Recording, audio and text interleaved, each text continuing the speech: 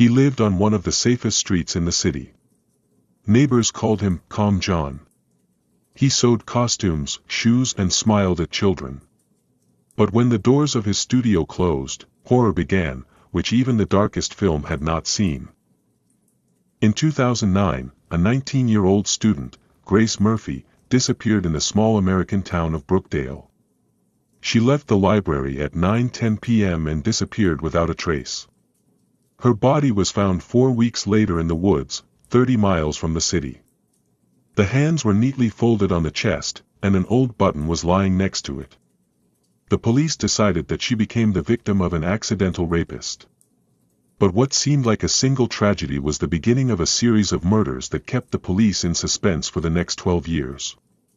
From 2009 to 2021, 6 more women disappeared within a radius of 80 miles, all young, dark-haired, with the same leg size. Their bodies appeared later, always neatly laid, with clean hands, no signs of struggle, and next to them, buttons, laces or pieces of cloth. The FBI called him the Button Man.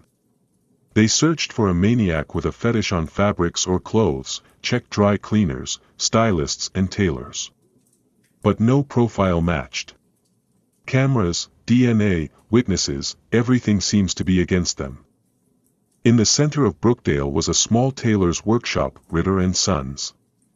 The owner, 52-year-old John Ritter, was an Army veteran, had a son, who had long gone to Canada, and lived alone. He sewed uniforms for the local police, repaired clothes for the elderly free of charge, and sewed dresses for the winner of the local beauty contest every summer. His workshop was one of those that still accepted cash and knew each client by name. Police even questioned him in 2012 as a witness because he was repairing the coat of one of the victims.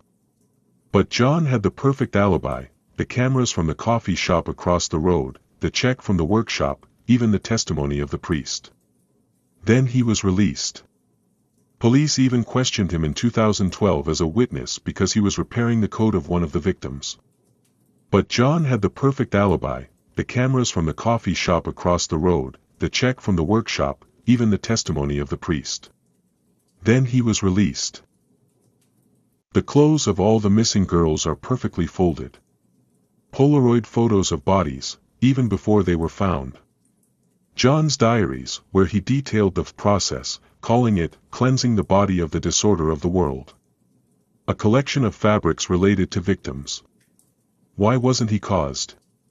Psychologists will later say, John Ritter was an organized sociopath with a fixation on purity, control and visual symmetry.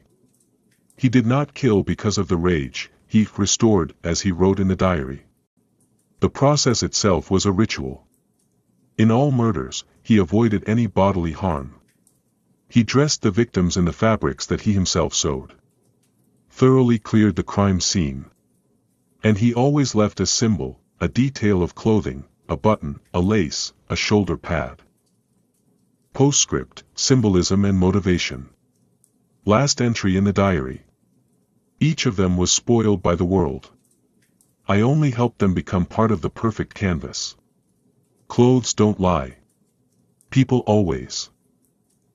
He was considered a simple tailor for 12 years. But he didn't just sew clothes, he built his own gallery of human bodies, fabric and fear.